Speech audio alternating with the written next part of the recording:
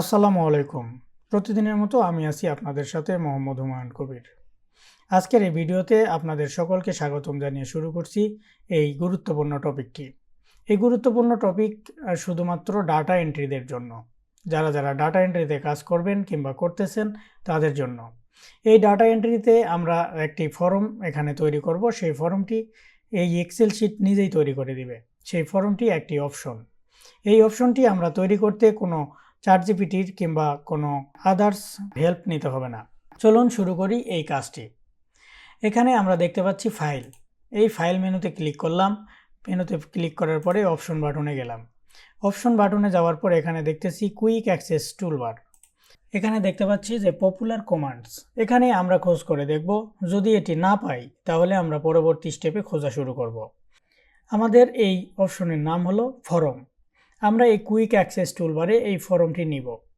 এই quick access টুলবারে ফর্মটি নেওয়ার পরে আমরা সেই ফর্মটিকে এই এক্সেল শিটে কাজে লাগাতে পারবো। তো চলুন খুঁজে দেখি এই ফর্ম অপশনটি কোথায় আছে। এখানে এফ সিরিয়ালের মধ্যে যদি আমরা দেখি তাহলে এখানে দেখতে পাচ্ছি যে ফর্ম অপশনটি এখানে নেই। তখন আমরা এখানে দেখব যে পপুলার কমান্ড থেকে এখানে অল কমান্ডে যাব। অল কমান্ড সিলেক্ট করার পরে আমরা এখানে এফ সিরিয়ালের মধ্যে আমরা ঢুকে পড়ব।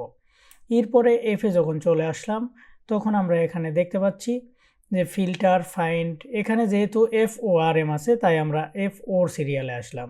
এই যে দেখতে পাচ্ছি এখানে ফর্ম। এই ফর্মটিতে ক্লিক করলাম। ক্লিক করে এখানে অ্যাড করে দিলাম। অ্যাড করে দেওয়ার পরে এখানে দেখতে পাচ্ছি যে আমাদের কাস্টমাইজ কুইক অ্যাক্সেস টুলবারে এই ফর্মটি যোগ হয়ে গিয়েছে। এখানে আমি ওকে বাটনে ক্লিক করে পরবর্তী স্টেপে চলে গেলাম। এখানে আমরা দেখতে পাচ্ছি কর্নারে যে ফর্ম অপশনটি চলে এসেছে। এখন আমরা ফর্ম অপশনটিকে কিভাবে ব্যবহার করতে পারি। এখানে একটি সেলে যদি ক্লিক করি, ক্লিক করে যদি ফর্মে একটি ক্লিক করি তাহলে এখানে আমরা একটি মেসেজ দেখতে পাবো।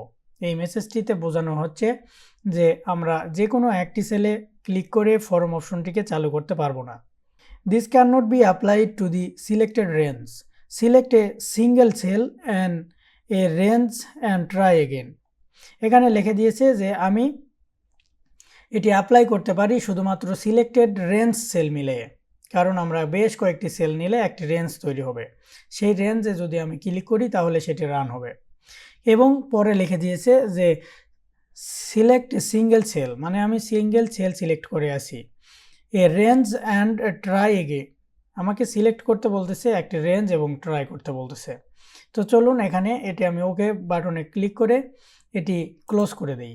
ক্লোজ করে দেওয়ার পরে এখন আমি এখান থেকে নিব তিনটি সেল নেওয়ার পরে এখানে আবারও ক্লিক করব। আবারও একটি নোটিফিকেশন আসবে। এখানে কোনো কিছুই না দেখে একবারেই আমরা সরাসরি ওকে বাটনে ক্লিক করতে পারি।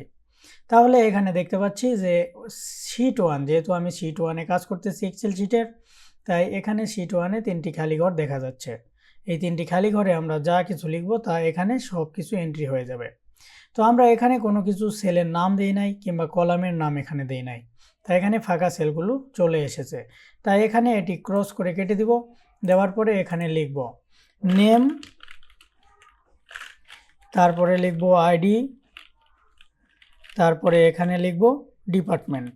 এখানে আমি যেভাবে লিখি কোনো সমস্যা নেই, শুধুমাত্র আপনাদের বোঝানোর ক্ষেত্রে এখানে লিখে দিচ্ছি ডিপার্টমেন্ট।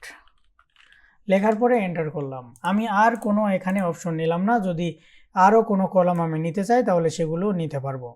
তো আমি এই তিনটি কলমেই আমি সিলেক্ট করে রাখলাম। আর সামনে একটি কলাম দেই যে সিরিয়াল নাম্বার, সংক্ষেপে SL নং, এইটা আমি দিয়ে দিলাম। তারপরে এখানে আমি সিরিয়াল নাম্বারে একটি সূত্র বসায় রাখবো, যেন এখানে আমার লেখা হয়ে গেলে অটোমেটিকলি সূত্র এখানে চলে আসে। তাই এখানে আমি এটিতে পরে কাজ করব এবং এই নেম টু ডিপার্টমেন্ট পর্যন্ত সিলেক্ট করে নিলাম। এখন আমি আবারও সেই একই ফর্ম অপশনে ক্লিক করব। এখানে আবারও সেই নোটিফিকেশনটি আসলো। আমরা কোনো কিছুই না পড়ে না দেখে এখানে ক্লিক করে দিলাম। দেওয়ার পরেই এখানে দেখতে পাচ্ছি এই শিট 1-এর এই ফর্মটি। শিট 1-এর এই ফর্মটিতে এখন দেখতে পাচ্ছি যে নেম, আইডি এবং ডিপার্টমেন্টের তিনটি খালি ঘর চলে এসেছে। তো এই তিনটি খালি ঘর চলে আসার পরে আমরা এখানে যা লিখব সেটি এখন এর নিচে নিচে এন্ট্রি হয়ে যাবে। এখানে লিখলাম আরিফ।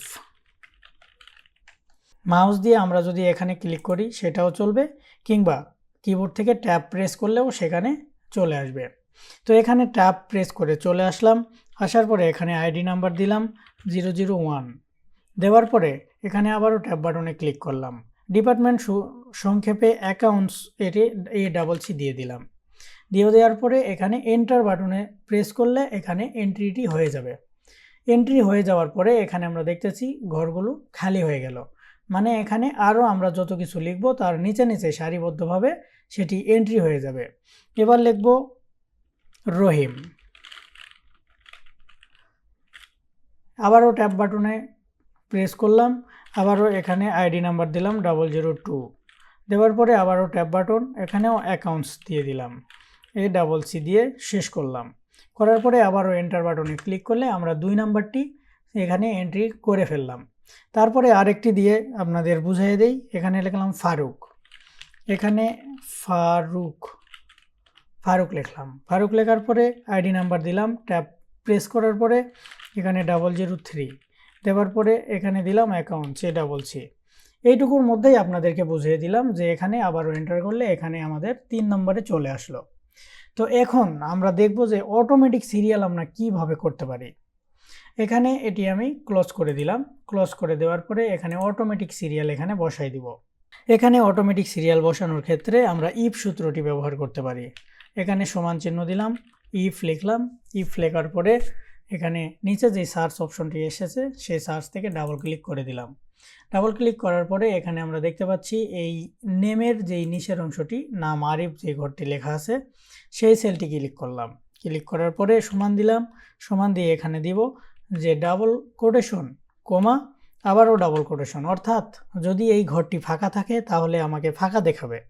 তারপরে যদি এই ঘরটি ফাঁকা না থাকে তাহলে আমাকে 1 দেখাবে, অর্থাৎ এটা প্রথম সারি 1 দেখাবে। 1 দেখানোর পরে এখানে এন্টার করে ছেড়ে দিলাম।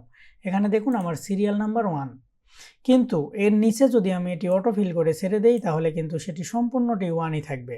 কিংবা এখানে যে ফাঁকা আছে তাই এই ঘরটিতে ফাঁকা দেখাচ্ছে, এখানে ফাঁকা তাই এখানে ফাঁকা। এখানে আমি ক্লিক করলে দেখতে পাবো যেখানে আমি কিন্তু সূত্র লিখে নিয়েছি, কিন্তু আমার এখানে যেহেতু সূত্রে দেওয়া আছে যদি ফাঁকা থাকে তাহলে এখানে ফাঁকা আসবে, তাই এখানে ফাঁকা চলে এসেছে। তো এখানে আমরা সিরিয়ালটি কিভাবে নিয়ে আসবো সেটি আমি আপনাকে বলে দিই। এখানে 2 নাম্বার যেটি আছে, যে আমার সিরিয়াল নাম্বার যেটি 2 হবে, সেখানে আমি একটি ক্লিক করে এই সূত্রের ঘরে আমি প্লাস করে দিব তার উপরের ঘরটি। এই উপরের এই সেলটিকে যখন আমি প্লাস করে দেব তাহলে এটি শুধুমাত্র আমার সিরিয়াল নাম্বারটি গুনে নেবে। এখানে এন্টার করে দিলাম। এখানে দেখতে পাচ্ছি 2, কিন্তু এখানে আরও একটি কাজ আছে, সেটি হলো এখন দেখব। এখানে সব কিছু অটোফিল করে ছেড়ে দিলাম। আগে যেহেতু এখানে ফাঁকা ছিল তাই এখানে আর ফাঁকা আসে নাই, এখানে আমাদের ভ্যালু ইরর চলে এসেছে। তো এই ভ্যালু ইরর আসার কারণ হলো এখানে ফাঁকা থাকা সত্ত্বেও এখানে এই 3-এর সাথে আমরা যোগ করে ফেলেছি। তো এই যোগ করার কারণে এখানে ফাঁকা চলে এসেছে। এখানে ডাবল ক্লিক করলে আমরা দেখতে পাবো, এখানে ডাবল ক্লিক করলাম, দেখতে পাচ্ছি এখানে এই B7 ফাঁকা থাকলে ফাঁকা অর্থাৎ 1, আর তারপরে প্লাস করে দিয়েছি এখানে, তার মানে ফাঁকার সাথে 3 প্লাস হয়ে গিয়েছে। যাওয়ার পরে এখানে আমাদের কোনো সংখ্যা দেখায় নাই, সরাসরি এখানে দেখানো হয়েছে ভ্যালু ইরর। তো এই ভ্যালু ইররটি কীভাবে আমরা সারায় নিব সেটি আমরা করতে পারি। এখানে 2 নাম্বার সেলে আমরা যেই সূত্রটি বসায় রাখছিলাম সেই সূত্রেই আমরা এখানে কাজ করে এখানে অটোফিল করে দিব। তাহলে কখনো যদি এই রহিম নামটি উঠে যায় তাহলে এখানে আর ভ্যালু ইরর আসবে না। তো এখানে আমরা ইফের আগে ইফ ইরর দিব। ইফ ইরর এখানে যেই সার্চ অপশনে চলে এসেছে এখানে ডাবল ক্লিক করে দিব।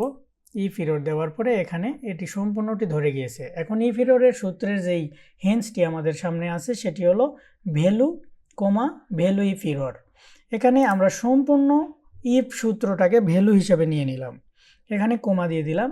ভ্যালু হিসেবে নেওয়ার পরে এখানে আমাদের ভ্যালু ইফ ইররে পার হয়ে গেল। এই ভ্যালু ইফ ইররে পার হওয়ার পরে এখানে আমরা ডাবল কোটেশন অর্থাৎ ফাঁকা দিব, কারণ যদি আমার এখানে 2টি ইরর আসে, ভ্যালু ইরর আসে, তাহলে আমার এখানে লাস্ট যেই অংশটি সেটি হলো ফাঁকা, এই ফাঁকাটি সে দেখাবে। তো এখানে আমি এন্টার করে দিলাম। এন্টার করে দেওয়ার পর এখানে আমরা দেখতে পাচ্ছি যে একটি নোটিফিকেশন চলে এসেছে। এই নোটিফিকেশনটি আমি ক্লোজ করব ইয়েস করে, তাহলে আমার সূত্রটি ঠিক আছে। এখানে ইয়েস করে দিলাম। এখানে সূত্রটিতে আমার সম্পূর্ণটি হয়ে গেল। হয়ে যাওয়ার পরে এখানে আমি যখন অটোফিল করে দিব, আমি যত দূর খুশি আমি অটোফিল করে নিতে পারি। তখন আমরা দেখব এই ভ্যালুস আর এখানে নেই। তো তখন এখানে আমরা যখন আবারও এখানে ডাটা এন্ট্রি শুরু করব এখান থেকে, তখন আমরা কি করতে পারি? এখন দেখুন এখানে ডাটা এন্ট্রি করলে অটোমেটিকলি এখানে 4 থেকে সিরিয়ালটি শুরু হয়ে যাবে। তো এখানে আমরা যেহেতু আগে এই 3টি বসিয়ে রেখেছিলাম, তাই এখানে যদি আমি আবারও এই 3টি শুধু হেড কলামটি যদি আমি সিলেক্ট করে আবারও এই ফর্ম অপশনটি খুলে ফেলি, তাহলে কিন্তু এই নিচেরগুলোকে আবারও উল্টাপাল্টা হয়ে যেতে পারে। তাই আমরা কি করব? এখানে সম্পূর্ণটি সিলেক্ট করে নেব। এখন এই সিলেক্ট করার পরে এখান থেকে আমি ফর্মে ক্লিক করব আবারও প্রথম, সেটি আমাদের এখানে দেখাচ্ছে। দেখানোর পরে আমরা এখানে কি করব? এখানে আর কোনো কিছুকেই হাত দিব না কিংবা ডিলিট করব না। ডিলিট করলে মাঝখান থেকে এটি ডিলিট হয়ে যাবে। এখান থেকে আমরা যেটি করব, এখানে নিউতে একটা ক্লিক করব। নিউতে একটা ক্লিক করার পরে সে ধরে নেবে যে আমার এখানে আর কোনো কাজ নেই, আমার নিচে থেকে কাজটি শুরু করতে হবে। তাই এখানে লিখলাম করিম, তারপরে ট্যাব চাপলাম। ট্যাব চাপার পরে এখানে আমি যেহেতু আইডি নাম্বার 3 পর্যন্ত দেওয়া আছে, আমি এখানে 4 দিলাম, 004 দেওয়ার পরে এখানে আবারও ট্যাব চাপলাম। এখানে আবারও অ্যাকাউন্টস দিলাম ACC দেওয়ার পরে আবারও এন্টার করলাম। এখন দেখুন আমাদের কিন্তু এই করিম নামটি 4 নাম্বার সিরিয়ালে চলে এসেছে। তো আমরা এখানে যা দেখলাম সেটি হলো যে আমরা কিভাবে ডাটা এন্ট্রি করা কাজকে খুব সহজভাবে করতে পারি। তো আপনারা যদি এভাবে প্র্যাকটিস করেন তাহলে অনেকটাই ভালো হবে আপনাদের নিজেদের জন্য। আপনারা যারা ডাটা এন্ট্রিতে আছেন তারা অনেকটাই ফাস্ট কাজ করতে পারবেন। ভিডিওটি এই পর্যন্তই। আপনাদের সবাইকে ধন্যবাদ জানিয়ে ভিডিওটি শেষ করছি, এবং যদি ভিডিওটি ভালো লাগে অবশ্যই লাইক দিবেন এবং কমেন্টে জানাবেন কেমন হয়েছে।